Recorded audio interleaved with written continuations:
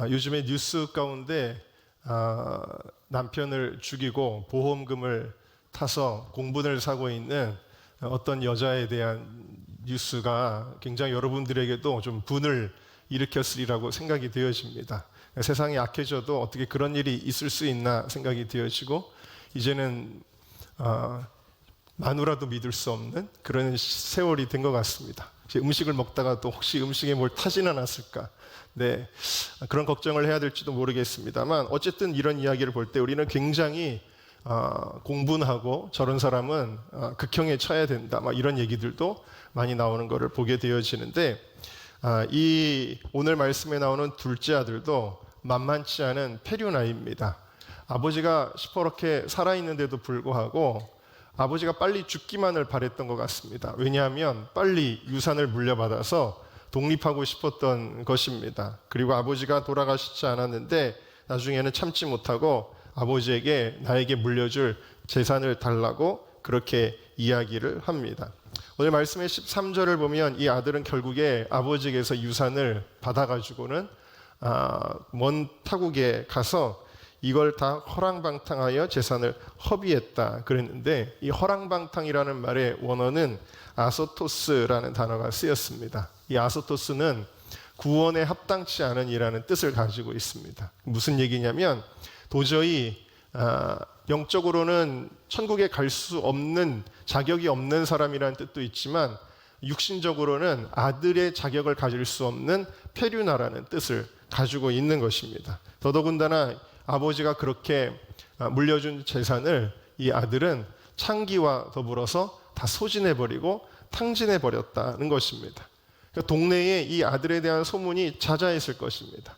아주 못된 아들이다, 페류나다, 그리고 아버지를 떠나서 저기 멀리 가서 창기와 함께 재산을 다 말아먹었다라는 소문이 그 동네에는 이미 자자했을 것입니다.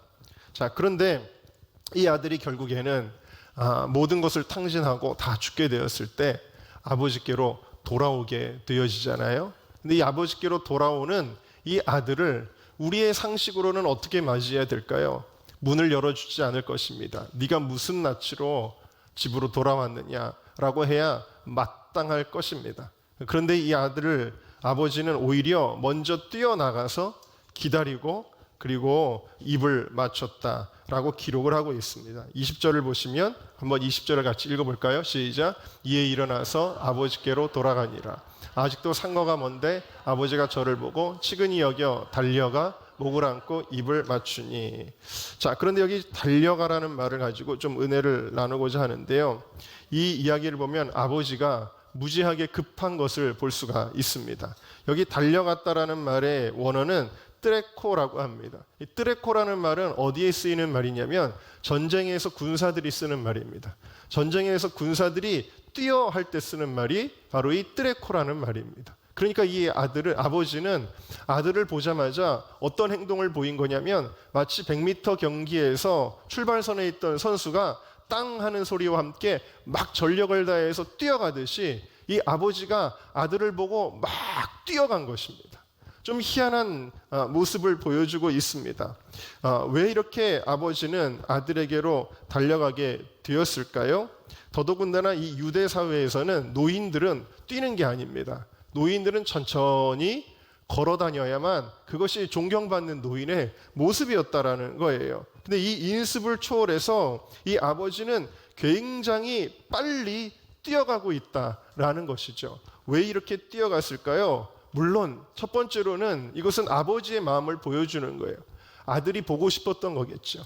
아들을 날마다 기다렸던 거겠죠. 오늘도 우리 하나님께서 여러분들을 기다리신 줄 믿습니다. 어떤 이들은 매일같이 주님과 동행하는 사람도 있었겠지만 어떤 이들은 일주일 내내 아버지를 잊고 살았던 사람들도 있을 것입니다. 어쨌든 주님은 그래도 이 자리에서 여러분들을 기다렸을 것입니다. 어떤 이들은 수개월 만에 하나님 앞에 나온 이들도 있을 것입니다. 그렇게 올 수 있었던 이유도 우리 하나님 아버지께서 기다리셨기 때문입니다. 아버지가 기다렸다가 아들을 보고 반가운 마음에 뛰어간 것도 물론 맞겠죠. 그러나 거기에는 더 중요한 이유가 있습니다. 그 비밀을 알려주는 것이 바로 신명기 21장 20절에서 21절의 말씀인데요. 우리 함께 읽어보도록 하겠습니다. 시작. 그 성읍 장로들에게 말하기를 우리의 이 자식은 완악하고 패역하여 우리 말을 듣지 아니하고 방탕하며 술에 잠긴 자라 하면 그 성읍의 모든 사람들이 그를 돌로 쳐 죽일지니 이같이 너희 중에서 악을 지하라. 그리하면 온 이스라엘이 듣고 두려워하리라. 아멘. 이게 무슨 말씀이냐면요, 폐륜을 저지르는 아들, 부모에게 대드는 아들, 부모에게 고함을 치는 아들, 이런 아들이 있다면 동네의 장로들이 그 아들을 붙잡으라는 거예요. 붙잡아가지고 동네 어기로 데려가가지고 모든 사람들이 그 아들을, 부모에게 거역하고 폐역하는 그 아들을 어떻게 하라는 거냐면 돌로 쳐서 죽이라는 것입니다. 여러분, 세상의 실정법으로는 부모에게 불효한다 그래서 처벌하지 않습니다. 그렇죠? 우리가 사람을 죽이거나 때리거나 도적질하거나 그러면은 세상에서 처벌을 받지만 부모에게 불효한다 그래서 세상에서 처벌하지는 않습니다. 그런데 하나님의 법에서는요, 부모에게 불효하는 것은 처벌받는 죄였습니다.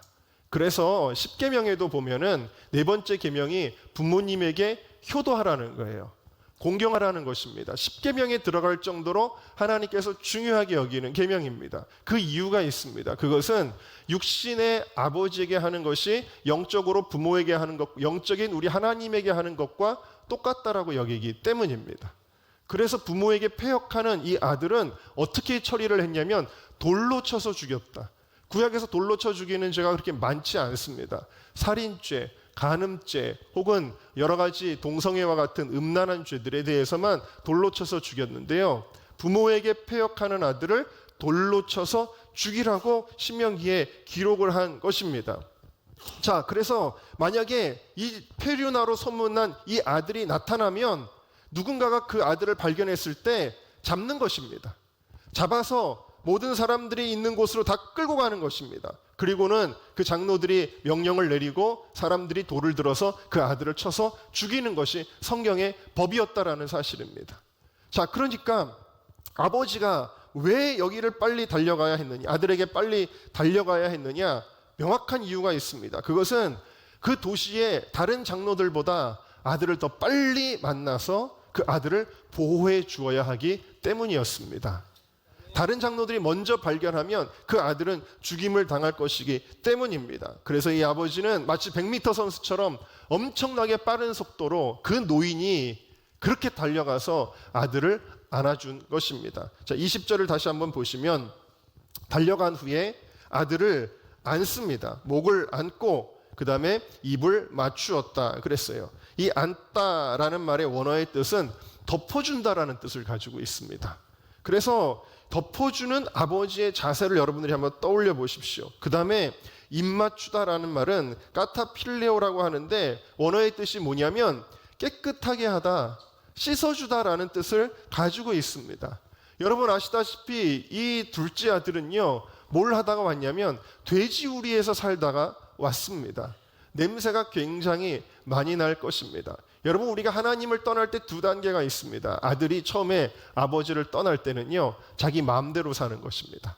방탕하고 자기의 쾌락대로, 자기의 소욕과 정욕대로 사는 것입니다. 하나님을 떠난 인생의 첫 번째 단계는 뭐냐면 자기 마음대로 막 사는 거예요. 자기가 주인 되어 살아가 보는 것입니다. 자기가 독립적인 존재라는 자부심을 가지고 자기 멋대로 살아가는 것입니다. 그 다음 단계가 뭐냐면 돼지가 되는 것입니다. 돼지와 함께 돼지 같은 인생을 사는 것이죠. 여러분, 하나님을 떠난 인생은 다 돼지가 됩니다. 육신으로 살아갑니다. 그리고 비참하게 살아가는 것이 인생이라는 것이죠. 자, 돼지우리에서 돼지들과 함께 돼지의 먹을 것에 뒹굴면서 살던 이 아들이 얼마나 더러웠겠습니까? 얼마나 냄새가 많이 나고 역겨웠겠습니까? 그런데 이 아버지는 어떻게 하는 거예요? 그 아들을 꼭 안아 주었습니다. 그리고 입 맞춰 주었습니다. 이 원어의 뜻을 보면 한 번 입 맞춘 것이 아니라 마치 강아지들이 주인에게 오면은 계속 혀를 핥듯이 계속해서 입 맞춤을 반복해서 그 입 맞춤으로 아들을 씻어 주었다라는 사실입니다. 여러분, 이것은 단순히 아버지와 아들 간의 정 이야기가 아니라는 것입니다. 이 이야기가 보여주는 것은 십자가의 복음이다라는 것입니다. 왜냐하면 우리를 씻어주는 것, 우리의 허물을 덮어주는 것, 그것은 오직 예수 그리스도의 십자가의 보혈밖에는 없기 때문입니다. 이 세상의 모든 율법은요, 까발리고 정죄하고 죽이는 것입니다. 여러분, 뉴스에 나오는 모든 것들을 보십시오. 누군가가 이런 잘못을 했대 까발리고 폭로하고 그 사람을 끌어내리는 것입니다. 그 사람에게 돌을 던지는 것이 이 세상의 법칙이고 이것이 율법의 세계라는 사실입니다. 율법의 세계는 참으로 무서운 것입니다. 이 아들은 율법의 세계에서 돌에 맞아 죽어야 되는 것입니다. 그런데 예수님이 하시는 일은 무엇입니까? 이 아버지를 통해서 보여주는 것은 무엇입니까? 그 아들을 안아주는 것입니다. 허물이 보이지 않도록, 돼지 그 똥이 묻은 것을 보이지 않도록 자기의 몸으로 안아주는 것입니다. 냄새가 나지 않도록 자기의 입으로 그 아들을 닦아주는 것입니다. 요한복음 8장에 보면은 수많은 사람들이 또 가늠한 여인에게 둘러싸여서 돌을 던지려고 하고 있습니다. 율법의 세계입니다. 그때 예수님께서 하시는 일이 무엇입니까? 여자에게 아무도 죄 없는 자가 돌로 치라 명하시고 사람들이 그녀에게 돌을 던지지 못하도록 막아주십니다. 그러면서 너를 고소하던 자들이 이제 다 갔지? 나도 너를 정죄하지 않겠다. 그러나 이제 가서 다시는 죄를 범치 말라 라고 그녀에게 새로운 생명과 기회와 그리고 은혜를 베풀어 주시는 것입니다. 여러분, 이 장면을 볼 때 우리는 한 가지 이미지를 그리게 되는데, 사람들이 아무리 돌을 던져도 그 여인을 안고 그 등으로 돌을 막아주시는 듯한 그 예수님의 모습을 우리는 상상할 수가 있습니다. 이 여인은 예수님께서 자기를 보호해 주셨을 때까지만 해도 이분이 참 좋으신 분이다, 이분이 나를 살려주긴 했구나라고 생각하였지만 복음의 진정한 의미는 알지 못했을 것입니다. 자신이 어떻게 살게 된 것인지 몰랐을 것입니다. 그런데 가늠한 여인을 돌로 치려 했던 그 사람들이 나중에는 드디어 예수님을 체포합니다. 그리고 예수님을 십자가에 못 박습니다. 아마도 가늠했다가 살아나게 된 이 여인도 십자가에서 죽으신 예수님을 바라보게 되었을 것입니다. 그때서야 그녀는 깨달았을 것입니다. 예수님은 나의 구원자이시구나. 예수님은 나의 그리스도이시구나. 저분의 피가 나의 죄를 씻었고 저분의 사랑이 나의 허물을 덮어주었구나 라는 것을 깨닫게 되었을 것입니다. 여러분, 둘째 아들이 집으로 아버지와 함께 돌아오게 되었을 때 아버지는 송아지를 잡으라고 이야기를 합니다. 가장 좋은 송아지를 잡으라고 이야기를 합니다. 그리고 이 송아지를 잡을 때 기쁨의 잔치가 열리게 되는 것이죠. 그런데 이 아들은 분명히 한 가지를 목도하게 되었을 것입니다. 무엇이냐면 이 잔치에 기쁨이 있기 위해서 송아지를 잡아 죽이는 것을 보게 되는 것입니다. 이 송아지는 사람들의 기쁨을 위하여 안간힘을 쓰다가 단칼에 죽어가며 피를 흘리게 되었을 것입니다.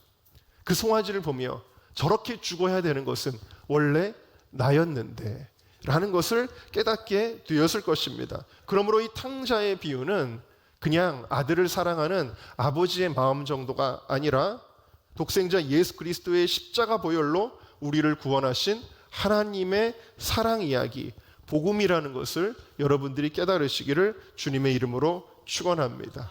이 아들은 아버지께 돌아갈 때, 아버지, 저는 아들이 될 수 없습니다. 율법의 생각으로 자신을 판단했습니다.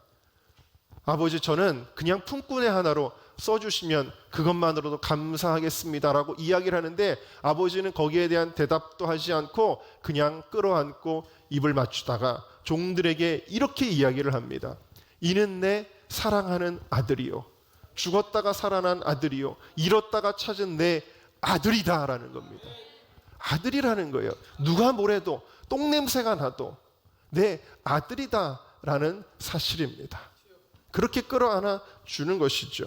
여러분, 십자가의 보혈의 화학적 기능이 중요한 것이 아니라 이 십자가의 보혈은 우리가 하나님과의 관계를 회복시켜 주는 것이라고 제가 지난주에 말씀을 드렸죠. 여러분들 하나님의 아들로서 이 자리에 계신 줄로 믿습니다. 여러분들은 주님의 사랑하는 아들, 딸이라는 것을 여러분들이 기억하시기를 주의 이름으로 축원합니다. 오늘의 말씀을 모티브로 한 유명한 그림이 있습니다. 렘브란트라고 하는 아주 유명한 중세의 화가이죠. 이 사람이 탕자의 비유를 그림으로 그렸습니다. 이 렘브란트는 자기의 얼굴을 이 그림에다가 하나 넣었는데, 여기 보시면은 가운데에 이렇게 숨어 있는 한 사람의 얼굴이 자기의 얼굴입니다. 이것은 바로 탕자와 같은 존재가 나였다라는 것을 의미하면서 이 현장에 자기를 집어넣은 것인데요. 이 아들이 아버지께 돌아왔을 때 옆에서 이거를 못마땅하게 여기는 형의 모습도 보여지게 되고, 또 그것을 놀람으로 바라보는 그런 동네 사람의 모습도 보여지게 되지만, 어쨌든 아버지는 이 아들을 끌어안으면서 아버지의 사랑으로 맞이하고 있습니다. 이 아들은 어떻게 됐나요? 신발도 다 헤어지고 옷도 다 헤어지고 너덜너덜해졌습니다. 아주 인생의 끝바닥까지, 땅바닥까지 떨어진 아들의 모습을 볼 수가 있습니다. 그런데 이 그림에서 우리가 유념해서 보아야 될 것이 있습니다. 이 아들이 그럼에도 불구하고 허리에 차고 있는 한 가지입니다. 그것이 뭐냐면 바로 단도입니다. 이 단도는 이 아들이 거지가 아니라는 것을 보여주는 거예요. 거지 출신이 아니라는 것을 보여주는 것입니다. 돼지 우리나 칠 그런 거지가 아니었다라는 것입니다. 이 단도는 그가 이 집안의, 이 고귀했던 집안의 귀족의 아들이었다라는 걸 보여주는 신분의 상징이라는 것입니다.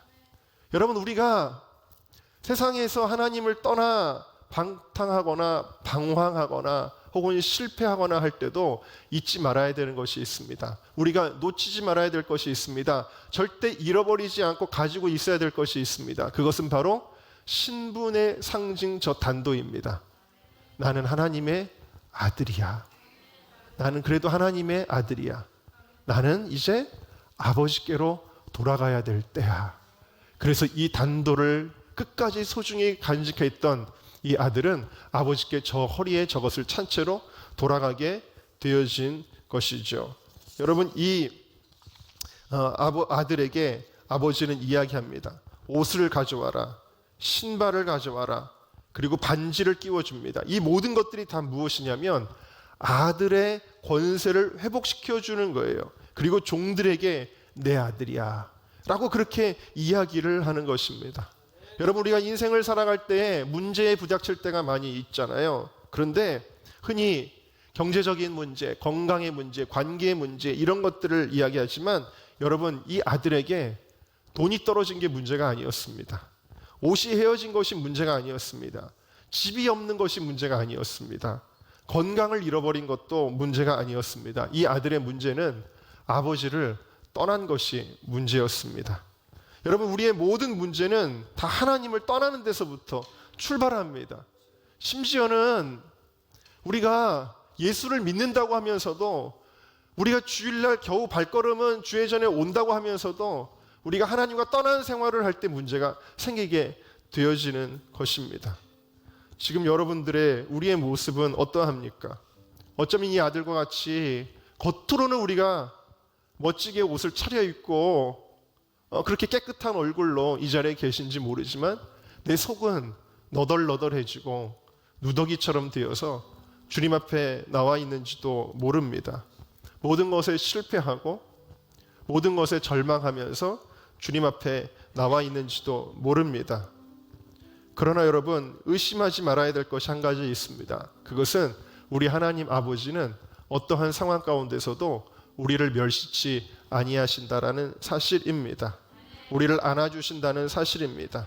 예수님은 피 묻은 손으로 더러워진 우리의 옷을 주의 의의 옷으로 갈아입혀 줄 것입니다.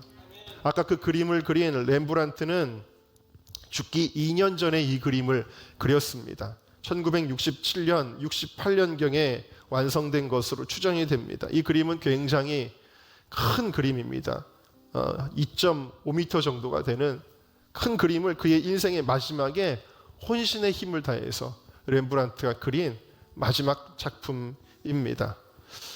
이 렘브란트는 사실 굉장히 유명한 화가였습니다. 당대 가장 알아주는 화가였고 그는 이 그림 실력을 통해서 그 당시 최고의 부와 명예를 누릴 수가 있었습니다. 그러나 행복은 오래가지 않았습니다.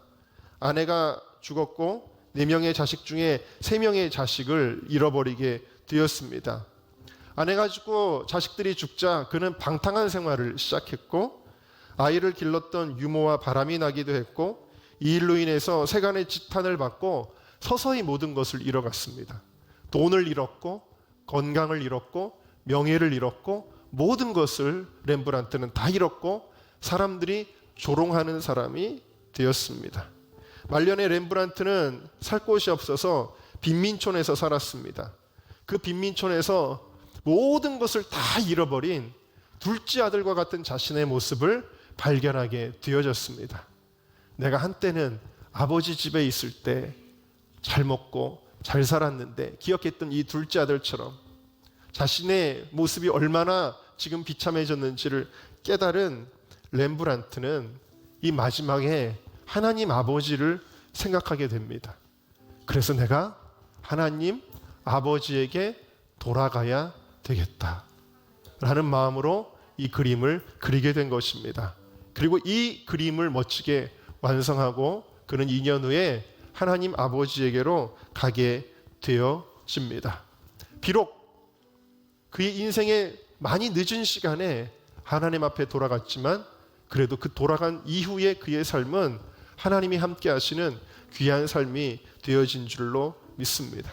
주님은 오늘도 우리에게 말씀하십니다. 수고하고 무거운 짐진 자들아 다 내게로 오라. 지치고 낭망하고 힘들고 그리고 모든 것을 잃어버리고 너덜너덜해진 누더기 같은 우리의 심령이라 할지라도 여러분 주님께서는 우리에게 지금도 다가와 주셔서 우리를 안아주시고 우리를 회복시켜 주시는 분이십니다. 그 주님께로 여러분들도 달려갈 수 있기를 주님의 이름으로 축원합니다.